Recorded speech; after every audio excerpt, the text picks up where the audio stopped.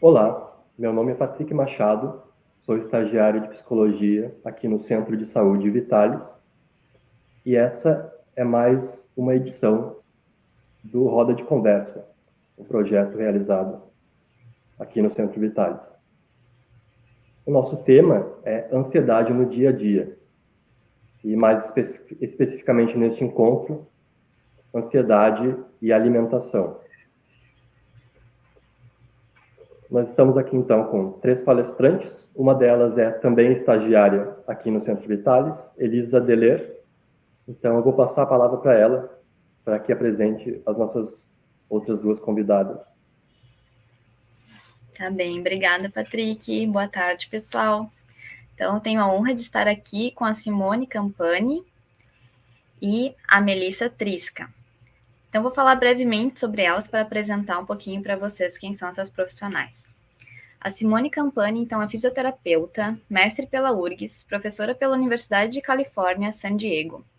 Ela é membro colaboradora também do Departamento de Psiquiatria e Espiritualidade da Associação de Psiquiatria do Rio Grande do Sul. Também é revisora técnica da educação da editora Artmed na tradução do Manual de Mindfulness e Autocompaixão, de Christine Neff e Christopher Germer.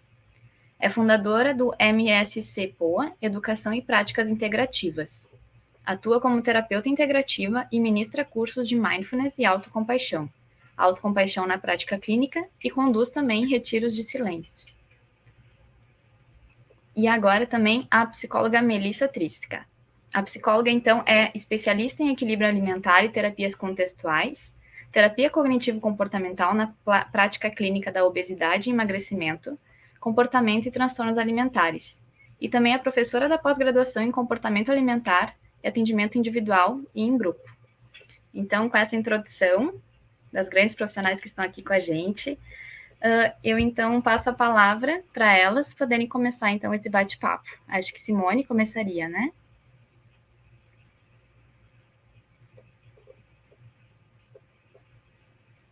Tá mutado o microfone, Simone. Ó, já começa assim. Quando a gente trabalha com autocompaixão, a gente aprende que nem tudo precisa ser perfeito. Então, começar a falar com o microfone fechado é totalmente natural.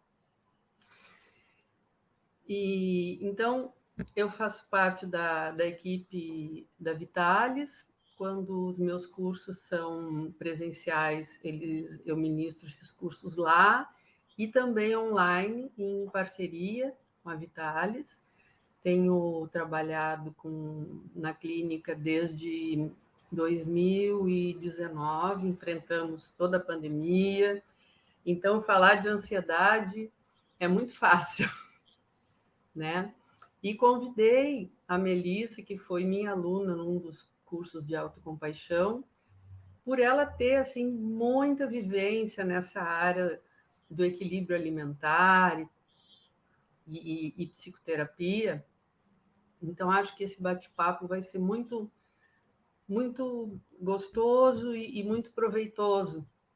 E ontem a gente conversou um pouquinho sobre o que nós íamos levantar. E a presença da Elisa também vem nos trazer a curiosidade do jovem psicólogo, né? Então, a gente vai ter um equilíbrio bem legal assim de profissionais com mais tempo de estrada e o jovem profissional, né? Então, eu conversei com a Melissa que a gente ia tentar inicialmente abrir um pouco a visão sobre o que é ansiedade, porque parece que existe uma visão viciada assim de que a ansiedade é só nervosismo, é só preocupação com o futuro. E quem dera que a ansiedade fosse só isso, né? Quem dera. Porque a ansiedade, na verdade, ela se apresenta de maneiras tão diversas. Então, vou passar a palavra para a Melissa e a gente vai, assim, fazendo esse bate-bola. Sim, fui, só complementando, né? Fui aluna da Simone no início da pandemia, né, Simone, a gente teve uma aula, estourou a pandemia, né, então a gente teve que manejar muito aquele processo que a gente não sabia o que estava acontecendo, né, e aí esses encontros de autocompaixão, né, no início de tudo que foi vivido, foi muito importante, né, e depois eu tive o privilégio de ter a Simone como minha orientadora no meu TCC, minha pós de equilíbrio alimentar, também foi um grande prazer. Então, para mim, estar aqui também é uma grande alegria, e poder estar falando sobre um tema, né, que eu acho que faz tanto sentido nos dias de hoje, quando a gente fala de ansiedade e alimentação, né, a ansiedade, que nem a Simone falou, ela é muito além, né, desse excesso de futuro, também é, né, um excesso de preocupação com o futuro, né, pensamentos catastróficos, né, então, esse futuro não vai ser bom, né, vai dar alguma coisa de errado. Só que a ansiedade também ela é positiva, né? Dependendo do limite, né? Que ela acontece internamente, porque a ansiedade é uma emoção, né? E todas as emoções elas são válidas e a gente precisa abrir espaço para sentir essa emoção, né? Que como a ansiedade, a alegria, a tristeza, todas elas fazem sentido e ela é um aviso para a ação, né? Ela nos sinaliza para a gente agir de uma forma ou de outra, né? Então, normalmente, quando a gente está ansioso, eu gosto de dar um exemplo assim, né? A diferença do medo e da ansiedade. Às vezes as pessoas ficam, tá, mas a ansiedade é uma espécie de medo, né? Uma perninha do medo, mas o medo é assim, tô aqui e vi uma barata e falo, uma barata, né? Vou lá e dou um jeito nessa barata. A ansiedade é, e se aparecer uma barata? Né? Então, eu nunca tô aqui no meu presente, né? Eu tô aqui, mas tô lá. E quem não tá assim hoje em dia, né? Quem não fica assim hoje em dia? Então, acho que é uma emoção que está muito presente na vida de todo mundo. Acho que o nosso maior desafio é manejar essa ansiedade. E uma das maneiras, né? Acho que uma das principais maneiras que as pessoas estão lidando com a ansiedade é usando a alimentação como uma espécie de regulação emocional. Até porque ontem eu e a Simone estava conversando sobre, né? Até porque a ansiedade se confunde muito com a fome, porque ela acontece também no estômago, né? Então eu já nem sei mais, justamente porque eu não tenho essa habilidade, né? De ouvir as minhas emoções, de entender as minhas emoções, eu já não sei mais o que eu sinto, eu já não sei mais o que é fome, eu já não sei mais o que é ansiedade, eu já não sei mais o que é tristeza, eu acabo confundindo tudo, então tudo vira ansiedade. Né? Então a gente fala que quanto mais a gente consegue nomear as nossas emoções, entender o que a gente está sentindo e dar nome, não é só, eu estou me sentindo bem, ou eu estou me sentindo mal. O que é esse bem? O que é esse mal? Né? Fazer uma investigação interna, né? Que nem a Simone começou falando, né? Não tem problema se a gente errar. É bom, né? E se a gente se acolhe, né? E se permite aprender com esse erro, né? Então, é um processo de autoconhecimento, de autocompaixão, e isso tudo é muito treinável, né? Então, essa questão da alimentação e da ansiedade acaba virando um comportamento muito comum nos dias de hoje, né? Justamente porque as pessoas estão tendo muita dificuldade de se tratar com compaixão, né? E de ouvir as suas emoções e acolher as suas emoções, né, Simone? Me ajuda aí.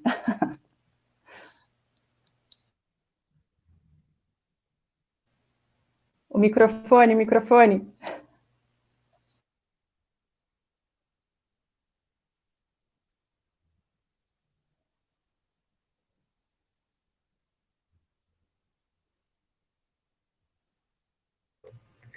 O microfone está mutado, Simone, não estamos te escutando.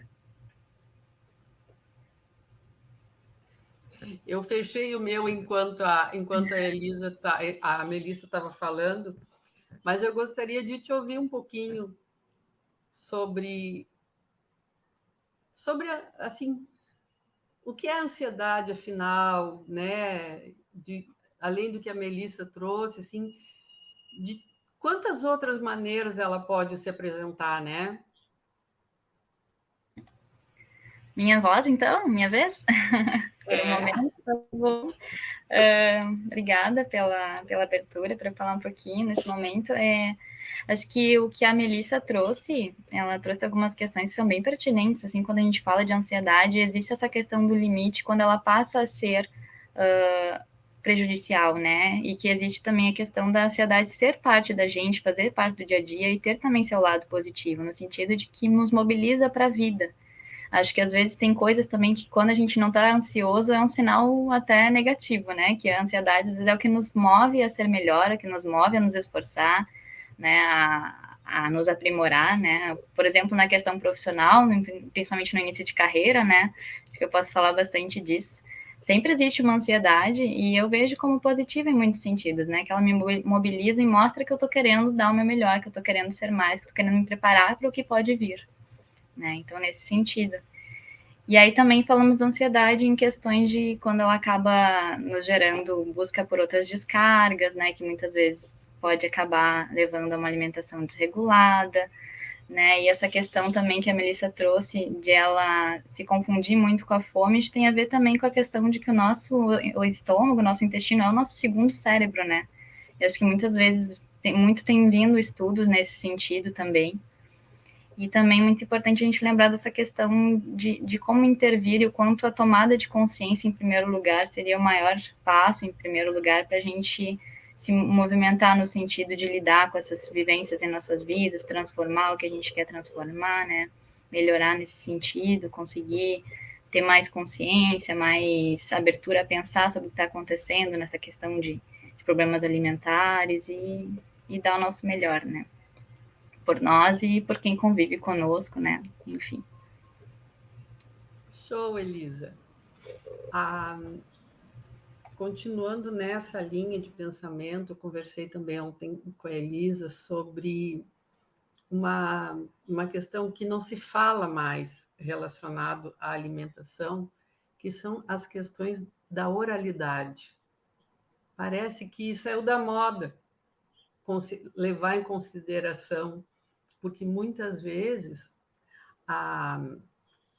o ato de mastigar ele se parece muito com o ato de fumar, com o ato de falar demais, né? Então, às vezes, a gente está tentando descarregar uma tensão oral, e aí essa tensão oral pode ter significados profundos, né? E a minha prática de autocompaixão tem mostrado que como é importante essa questão da gente se acolher, da gente não entrar em luta com o que está acontecendo. Tipo, porque quando eu também fiz para conhecer o curso de Mindful Eating, e ali eu fiquei muito impressionada com o sofrimento das minhas colegas em relação à alimentação, a sobrepeso, a pouco peso.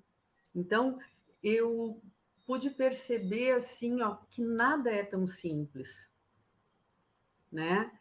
Porém, essa atitude acolhedora de quem eu sou, a consciência de que eu estou fazendo o meu melhor, a consciência de que eu não estou sozinha nessas dificuldades. Isso vai nos trazendo uma paz e uma capacidade objetiva de fazer a leitura para nomear as nossas emoções, né? Então, por exemplo, a gente daqui a pouco ataca a geladeira, começa a comer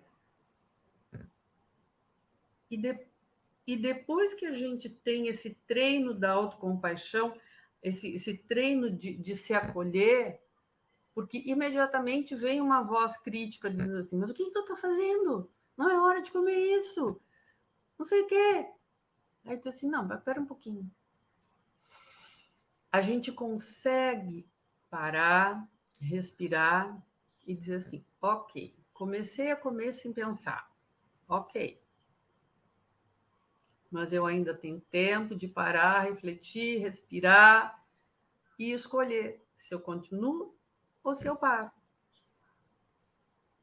E no dia após dia, isso vai construindo em nós essa capacidade de leitura de nós mesmos, porque disso nós também estamos muito afastados. A vida é muito corrida, as informações são muitas, e a gente não foi ensinado a parar e se olhar. E, além disso, agora, nesse momento, existe a moda da autoaceitação. Tem que se aceitar. Gente, como é que é isso? Como é que é isso? Tem que. Eu preferia dizer assim, é legal se aceitar, é legal se acolher, é legal se validar, é legal poder olhar para os seus desafios pessoais, para as suas dores. Às vezes a gente precisa de uma mão que segure a nossa mão para isso. Às vezes a gente consegue fazer sozinho, né? E aí eu acho que eu posso passar o microfone para a Melissa, para ela nos contar um pouco da vivência dela, né? Justamente com os pacientes com distúrbio alimentar, porque o distúrbio alimentar, ele, na verdade, ele precisa de vários profissionais, né, Mel? Sim. No mínimo, um psicólogo e um nutricionista, né? E se for o caso, obviamente também um psiquiatra, né? Claro, se a gente tivesse um terapeuta ocupacional, um fisioterapeuta, é o sonho, né? Mas a gente tendo minimamente ali o psicólogo e o nutricionista, é o mínimo, né? Fiquei ouvindo vocês falar, a Elisa e assim, né, dessas questões da ansiedade, e quando a Elisa traz, né, que a ansiedade, ela também é positiva, sim, né, ela nos move, né, ela nos movimenta, ela faz com que a gente antecipe alguns medos, né, alguns perigos, né, e isso é importante para a nossa sobrevivência também. O problema fica quando a gente o tempo todo fica lutando e fugindo, porque a ansiedade faz com que a gente fique com esse nosso sistema de alerta ligado, né, e como a gente não é ensinado, né, a lidar com as nossas emoções, a tolerar o desconforto, né, dessa emoção mais intensa, qual que é o comando, né, que o nosso cérebro automaticamente manda? Busca prazer, busca alívio, né, o nosso maior objetivo da nossa mente é evitar a dor e sentir prazer. E como a emoção, a ansiedade é entendida como uma emoção desconfortável, porque o coração, por vezes, dispara, a pupila dilata, a respiração fica ofegante, né? Então, é difícil da gente sentir isso, né? Os pensamentos ficam muito turbulentos, né? É uma falsa ideia de que se eu me preocupo, se eu me importo mais do que os outros, não vai dar errado comigo, né? Então, na verdade, esse excesso, né, de pensamentos afunila a nossa capacidade de sair desse problema, né? Quando a gente se acolhe, né, que nem a Simone estava falando, quando a gente se escuta e entende essa emoção, né, qual o significado dessa emoção nesse momento, por que ela está acontecendo agora, e acolho isso, né, eu consigo ter mais recurso interno para lidar com esse desconforto, né? Então, o que acontece muito, que a Si perguntou, né, dentro da minha prática clínica, é essa dificuldade de tolerar o desconforto, né? E aí a gente acaba recorrendo à comida, né? Porque, bom, eu preciso evitar essa dor e me trazer prazer, né? Então, eu vou lá e não tô fome física absolutamente nenhuma, e como, e aí eu me culpo porque comi, e aí como que eu lido com a culpa, né? Comendo de novo. E isso vira um ciclo, né? Sem fim. Claro, quando a gente está falando de um transtorno alimentar, isso é um transtorno psiquiátrico, né? Então, é como um transtorno depressivo, alguma coisa assim, né? A gente precisa olhar com muita atenção, né? E a gente, da nossa parte profissional, também com muito acolhimento, porque por muitas vezes o nosso espaço enquanto profissional é o primeiro espaço onde aquele paciente está sendo acolhido, está sendo validado, né? Está sendo ouvido, não está sendo julgado, não está sendo criticado, não está sendo invalidado, né? Dizendo, tipo, que frescura, é só comer ou é só não comer, né? E não é só, né? É todo um processo de autoconhecimento, de autocompaixão, de acolhimento, de entender as emoções, de nomear essas emoções, de aprender estratégias para regular essas emoções também.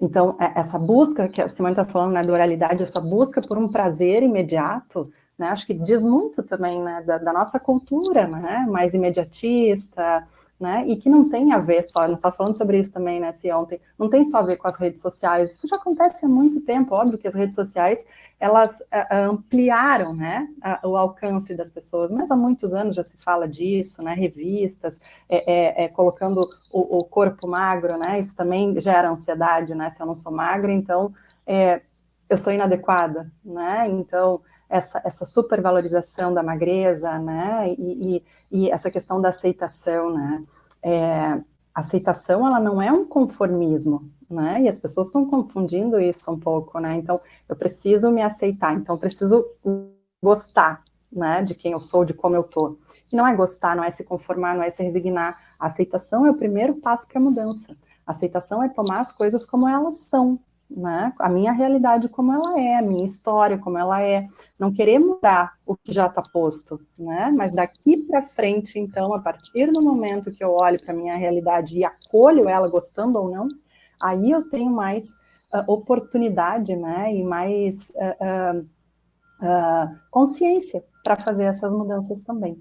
Né? Então, é ampliar o leque de opções para além da alimentação, para além da comida, né? E se acolher também na presença dessas emoções mais difíceis, né? E a gente, enquanto terapeuta, também, né? A trazer esse acolhimento, né? Eu falo que são uns 80% ou 90% do tempo acolhimento, mas 20%, 10% mudança, né? Simone, então, Elisa. Simone. Agora eu vou roubar da Elisa um pouquinho, porque a Mel trouxe a questão, indo um pouquinho para esse lado da aceitação, a gente vive, sim, e no caso, as redes sociais só escancararam isso, uma vida de comparação.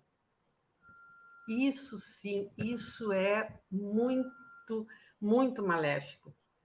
Né? Então, a comparação, ela detona com a nossa autoestima. Ela detona com a nossa autoestima. Então, assim, nesse processo de estar sempre medindo o sucesso da gente com isso ou com aquilo, ou com a profissão, ou com as conquistas financeiras, ou com o treino pago do dia, né? com a pele boa, embora os filtros agora venham para ajudar um pouco isso, mas assim, a gente está falando de como a gente vive num ambiente que nos machuca o tempo todo, de certa forma. Né? Então, o nosso senso de valor, ele está muito agregado, muito atrelado ao comparativo. E, desse modo, a nossa autoestima, ela está sempre ruim. Né? Então, por que a autocompaixão, ela é um caminho de quê? Isso eu acho sempre muito importante, da gente ter consciência de que está sendo machucado, da gente ter consciência de que está sofrendo e a gente se autorizar a fazer alguma coisa por isso, da gente se autorizar um autocuidado, uma autopreservação, uma imposição de limites para certas coisas. E aí a gente começa a conseguir a implementar uma melhora de um relacionamento interno mais empático. Porque é muito mais comum, é muito mais fácil a gente chegar na frente do espelho e dizer: estou horrorosa, olha que roupa, olha esses cabelos, Patrick, nos ajuda aí. Os meninos também passam por isso, né? Não são só as meninas. Quem sabe? Eu estava pensando no fluxo assim da direção entre a ansiedade e a alimentação, o efeito, em vez de da ansiedade na alimentação, da alimentação na ansiedade, né? Os comportamentos alimentares, né? A alimentação, como a pessoa organiza, né? O que ela come, o efeito disso na ansiedade, claro que pode ser visto como um ciclo, talvez, e isso também é uma questão que eu estou levantando, o ciclo entre a ansiedade e a alimentação, mas acho que seria interessante esboçar um pouco na direção, digamos, contrária, né? A alimentação, como ela afeta a ansiedade. Aí eu acho que isso é o que a gente conversou um pouquinho ontem, né? A gente troca uma neurose pela outra, né, Mel? Eu acho que tu Sim, podia trazer isso. boa pergunta, Patrick. É uma troca de culpas, né? Eu troco a culpa de não conseguir emagrecer pela culpa de não conseguir me aceitar. E aí essa pressão cultural, né, que a gente vive, né, da cultura da dieta, né, da mentalidade de dieta, isso gera muita ansiedade, sim, Patrick. E aí a ansiedade é um excesso de controle, né? E quando a gente fica querendo controlar tudo, né? E aí eu vou lidar com esse excesso de controle com mais controle ainda. Talvez não seja a melhor ideia, né? É quase como uma arma apontada na cabeça, né? Tipo, eu preciso me alimentar bem, eu não posso comer isso, eu não posso comer aquilo. E, claro, todos os meus pensamentos vão girar em torno disso, né? E quanto mais eu tento controlar, mais eu me descontrolo, né? Então, né, aquilo que a gente sempre fala, né? Se a gente disser assim, vou viajar e vou ficar, sei lá, 3 horas no carro e na estrada onde eu vou estar, não tem banheiro, eu não posso parar para ir no banheiro. A gente vai entrar no carro, vai dar 15 minutos, ai meu Deus, que vontade de fazer pipi, né? Porque eu estou tentando controlar aquilo, né? Ao passo que se a gente sabe, né, que pode ir no banheiro a hora que quiser, isso vai ficar tranquilo, com a comida é a mesma coisa, né? Eu não posso comer, eu não posso comer, eu não posso engordar, eu tenho que emagrecer. Isso vai me tomar de uma forma, né, e vai fazer com que eu invalide todas as outras coisas. Eu canso de ter pacientes que são extremamente boas profissionais, boas mães, ou bons pais, né, boas filhas, bons filhos, enfim, e se acham que, não, porque eu não tenho disciplina, não, porque eu não tenho foco, porque não conseguem, então, ter essa alimentação perfeita, e acabam invalidando todas as outras áreas da vida que, enfim, né, tá super bom, né, então eu não sou boa o suficiente, e nunca vou ser, porque eu não consigo me alimentar da maneira mais perfeita, né, comendo todos os nutrientes em todas as refeições, e a gente sabe que a gente não é robô, né? Tem dias que a gente dorme mais, tem dias que a gente dorme menos, tem dias que a gente tá com mais sono, tem dias que a gente tá com menos sono, e com a alimentação é a mesma coisa, né? Então, esse excesso de informações que a gente tem cada vez mais, né, a respeito de emagrecimento, isso gera, sim, muita ansiedade, né? Isso faz com que a gente vá para um lugar de querer controlar tudo o tempo todo. Isso adoece, né? E isso, na verdade, Mel, não tem a ver só com a comida, né? Aí é que eu penso assim, ó, aí precisa da mão de alguém para a gente poder pegar e nos ajudar a ir mais fundo. Acho que é isso que a Elisa queria falar. Exatamente, tirou os pensamentos da minha cabeça. Eu estava pensando nessa questão da ideia do controle, que foi falada bastante pela Melissa, né, que tem a ver, então, com o funcionamento de sociedade, no modo geral, né, como a Simone também trouxe, essa questão de que a gente vive numa sociedade que busca performance perante vários âmbitos da vida, né.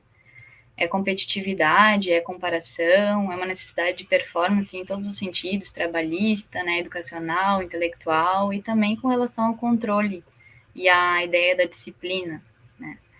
E esse excesso de preocupação é adoecedor, né? E nos faz mal. E tem muito do que foi falado aqui da pressão estética, da pressão da padronização dos corpos, né, que representa, na verdade, uma cegueira para o que é, na verdade, a ideia de beleza, que é plural, que é subjetiva, né, e que deve ser diversa, né, e é isso a essência, e o histórico cultural da humanidade mostra isso, quantas percepções estéticas diversas nós tivemos na evolução da arte, na evolução da percepção dos corpos também. A gente tem o exemplo da Renascença italiana, da Inglaterra vitoriana e até da Era de Ouro de Hollywood, por exemplo, em que a gente tinha percepções diversas e diferentes da questão da padronização e que eram menos padronizadas, que eram mais abertas. E hoje, graças a Deus, a gente tem também, por mais que a gente viva uma questão bastante problemática nesse sentido de pressão estética, né? Pressão de padronização de beleza e de padronização dos corpos, a gente tem crescido o número de movimentos, não sei se vocês percebem, compartilham dessa percepção, em prol da gente ampliar esse ideal, né? Ampliar a percepção de beleza, ampliar também a possibilidade das pessoas terem mais construção, mais autoestima, mais autoaceitação, mais reconhecimento de si mesmas como seres que são perfeitos. Nós somos perfeitos, né? E então até estava nas minhas pesquisas vendo pessoas influentes nesse sentido, né? Vi um movimento que é The Body Positive. Enfim, são muitos movimentos, né? Mas vi de um que foi criado em 1996 por uma psicóloga e uma empresária. Tem muitas palestras no TED Talks também que falam sobre isso, né? A questão do quanto essa sociedade que a gente está falando do controle, da autodisciplina, da comparação, nos gera muita autocrítica, muita autoexigência, muita autodemanda de performance perante a vida, performance como se nós fôssemos, de certa forma, robotizados na sociedade, né? O que vocês acham sobre isso? Então, eu acho que isso é um achado muito super importante e não é novo. Isso é que é interessante. Não é novo que a gente vem buscando a valorização do interior da gente, do interior das pessoas. E essa autoaceitação, ela vem muito do conhecimento das nossas forças e das nossas fragilidades, né? E a gente precisa do quê?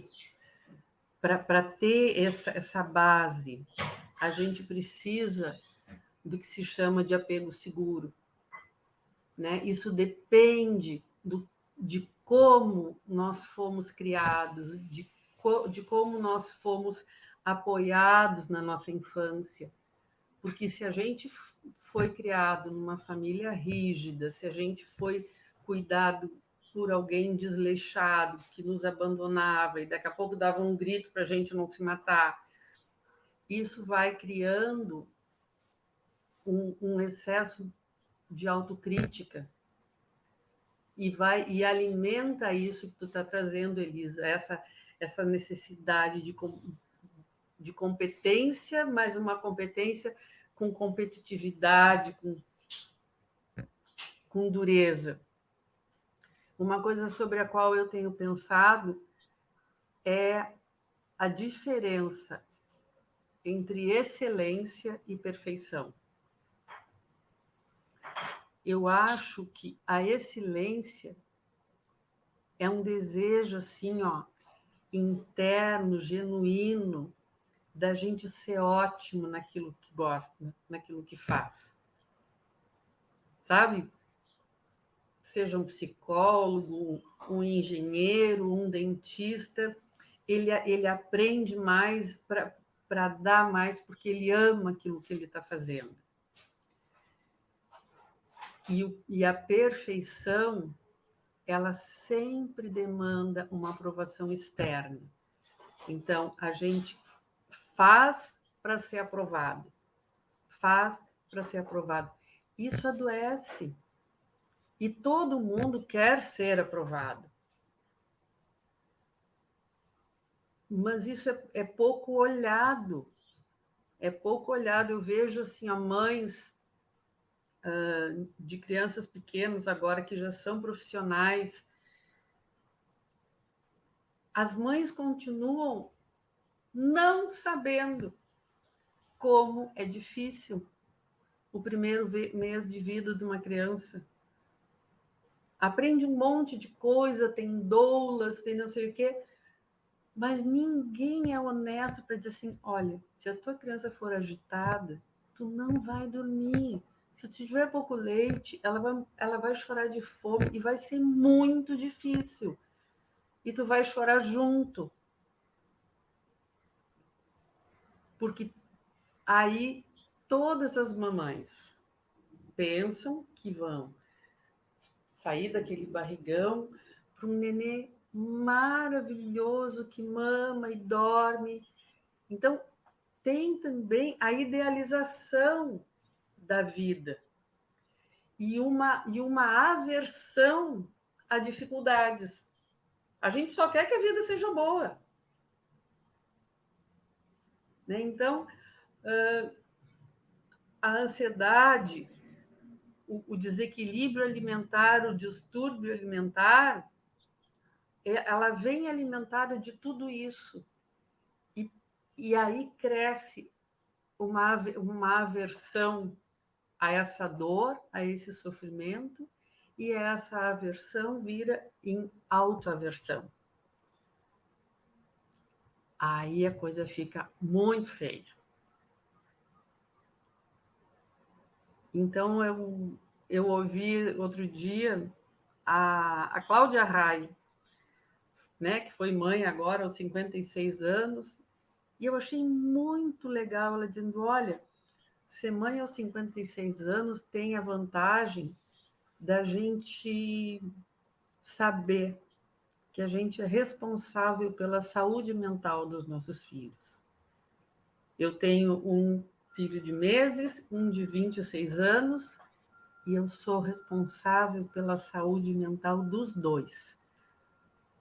Porque os meus filhos, eles vão ganhando discernimento para fazer escolhas conforme o tempo passa. E é minha responsabilidade saber se naquele momento ele ainda não tem discernimento para decidir aquilo e eu preciso intervir.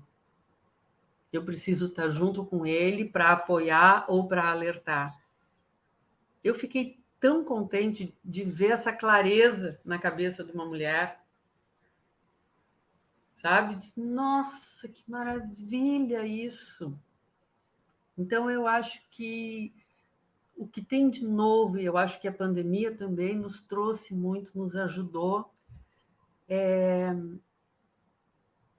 esse silenciar e pensar sobre as nossas responsabilidades como seres humanos, né? Em todos os nossos relacionamentos.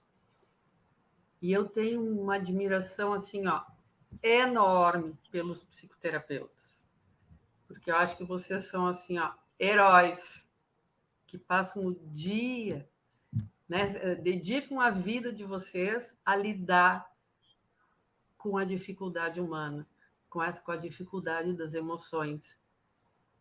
Então eu tenho, nossa, um respeito assim imenso, né?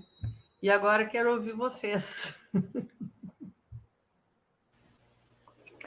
Essa questão, né, da tolerância ao desconforto, de fato, é muito presente, né, especialmente nos nossos dias de hoje.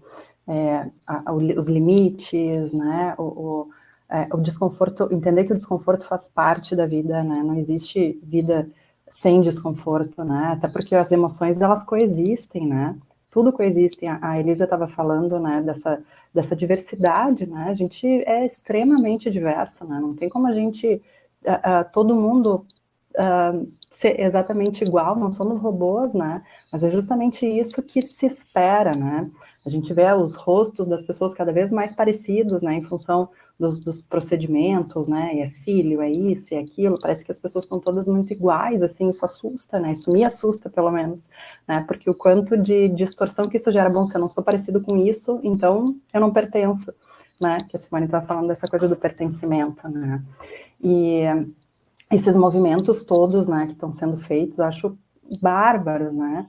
Mas, de novo, precisa se tomar esse cuidado que a Simone trouxe, né? Para que não vire também um tem que, uma obrigação. Então, eu tenho que emagrecer, então eu tenho que aceitar o meu corpo, né? Então, eu gosto muito da ideia da neutralidade corporal.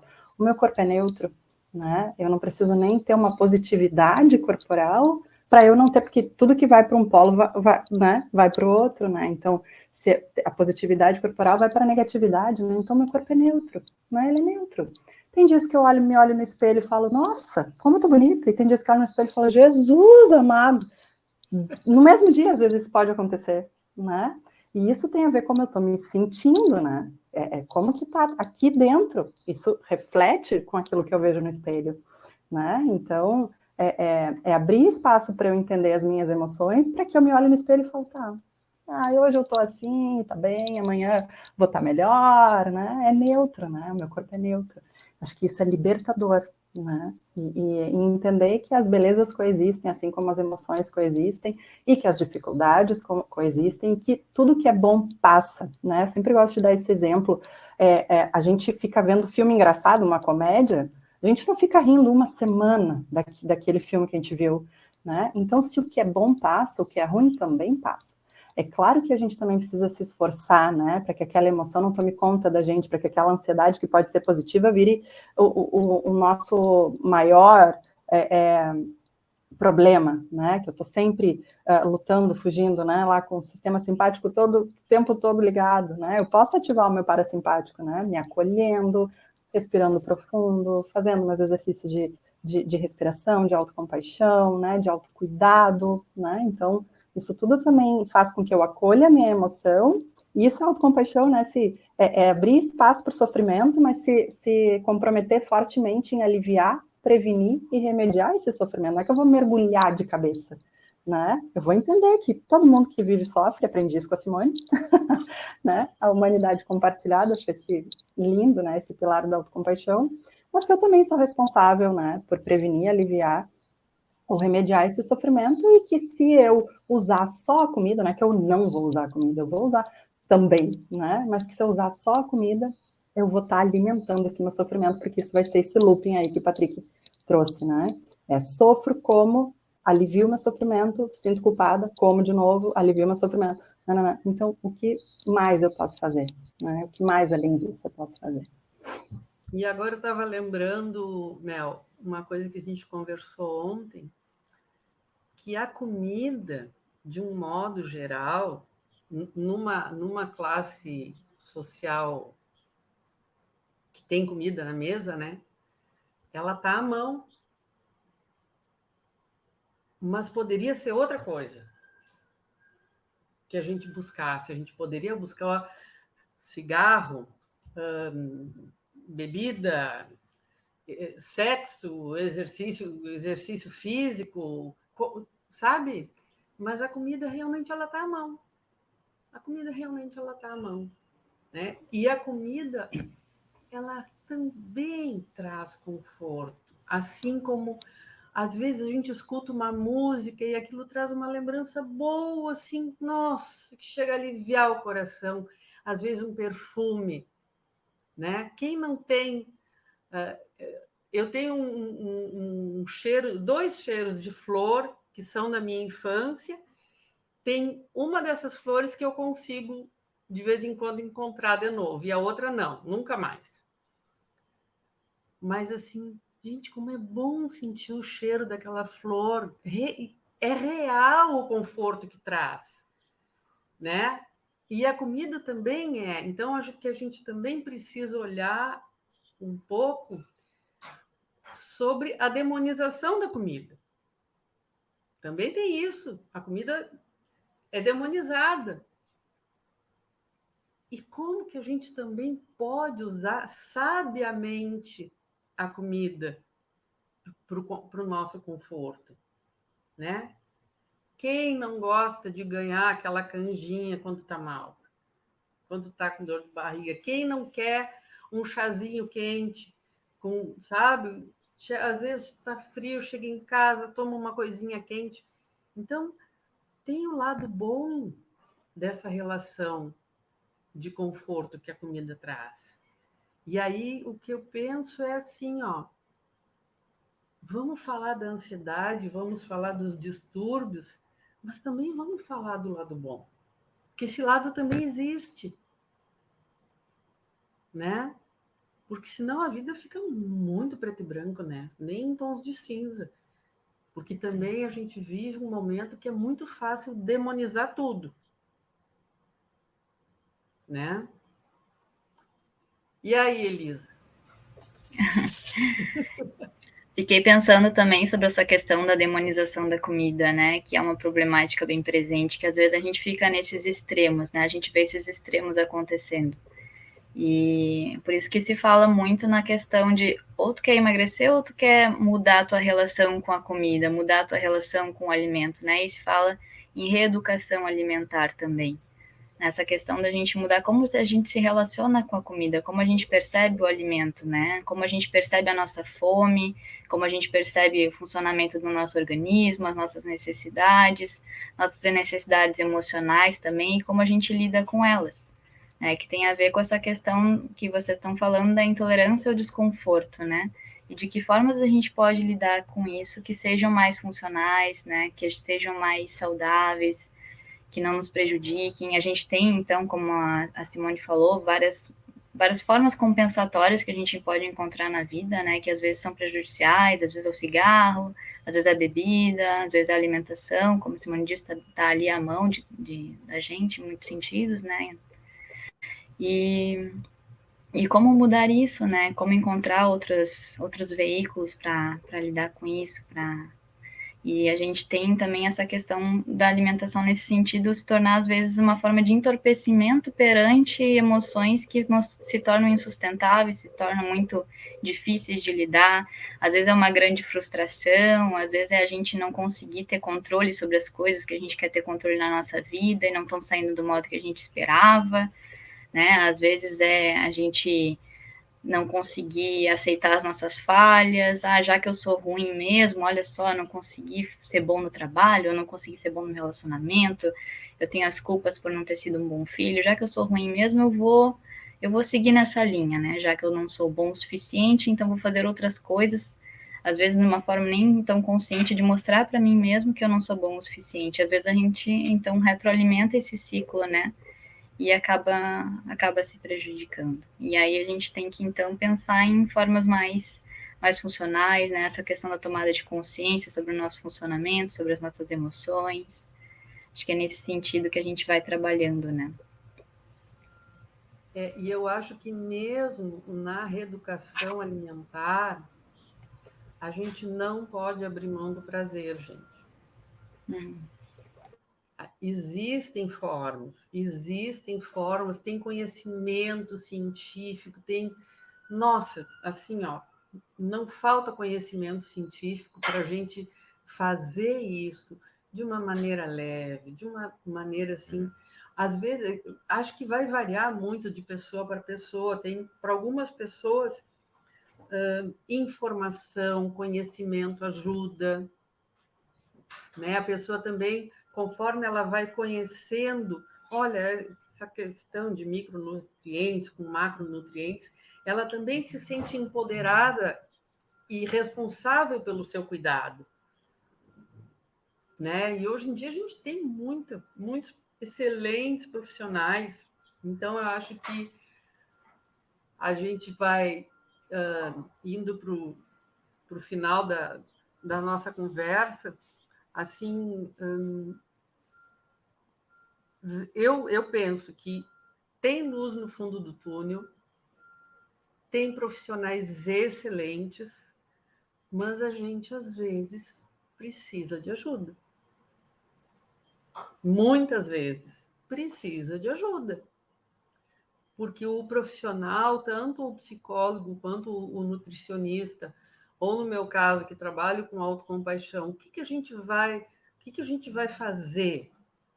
A gente vai ser um facilitador daquele nosso paciente, encontrar as forças como a Elisa estava dizendo agora, dele olhar e dizer assim, tá, eu não fui um bom filho, mas eu posso ser uma boa outra coisa.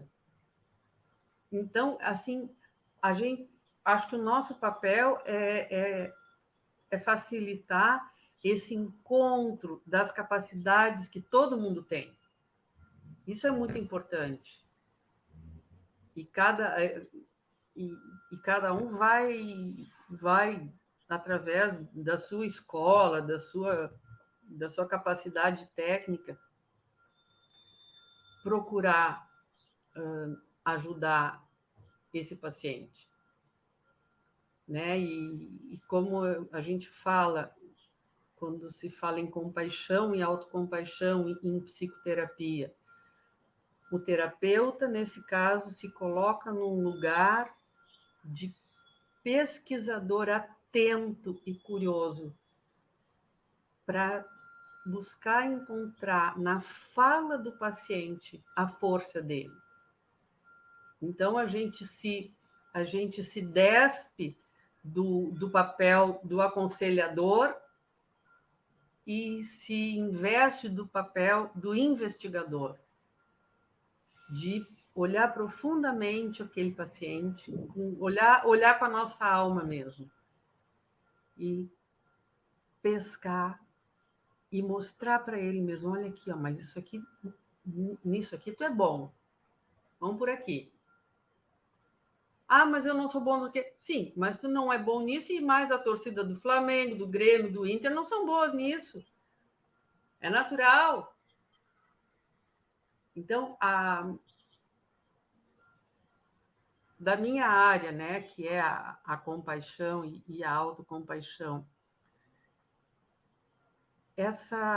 esse olhar objetivo de que problemas todos temos. Ninguém está sozinho.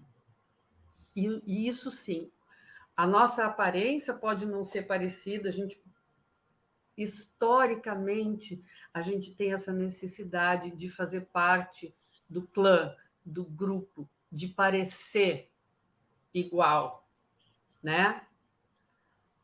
Nós não somos iguais, mas os problemas que nós enfrentamos são muito semelhantes para todo mundo.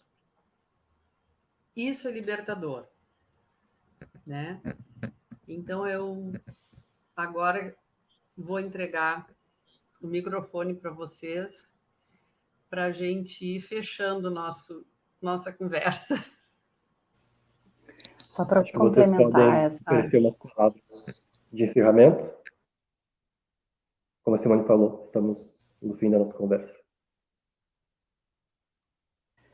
Só rapidinho para complementar essa questão do prazer, né? Eu sempre falo que é comer com prazer e não por prazer, né? É identificar ali qual fome eu estou sentindo e, obviamente, escolher, né, uma refeição, um alimento que vai me trazer, sim, nutrição, energia e também prazer, né? E essa questão da demonização, né? Quando a gente demoniza um alimento, a gente está endeusando outros, né? Então, a ideia é que a gente veja tudo como comida, né? É comida, é alimento. Uns vão alimentar mais a minha alma, outros vão alimentar mais o meu estômago, mas tudo vai me alimentar de alguma forma, né? Então, é se sentir livre, né? Mas é uma liberdade com responsabilidade, até porque não existe liberdade sem responsabilidade, né? Então, só para concluir.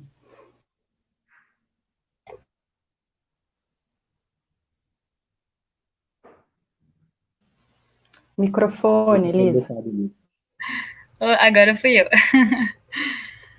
Sim, pensei nisso também, da questão da responsabilidade, né? Da gente tomar a responsabilidade sobre o nosso processo, sobre a nossa tomada de consciência, sobre a nossa autoexploração, em sentido de compreensão das nossas emoções, do nosso funcionamento, o autoconhecimento e, acima de tudo, a autocompaixão, que acho que é essencial nesse processo da gente trabalhar o que está sendo ali prejudicial nas nossas vidas e tentar melhorar e fazer o melhor, né? E se transformar positivamente. E agradeço, então, esse bate-papo, foi muito enriquecedor, né? Obrigada aí pela parceria e Acho que fico por aqui. Patrick, te dou a palavra.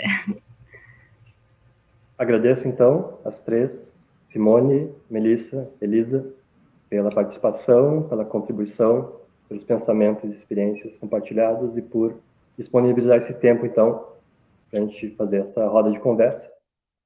Então, ficamos por aqui. E é isso, pessoal. Tchau.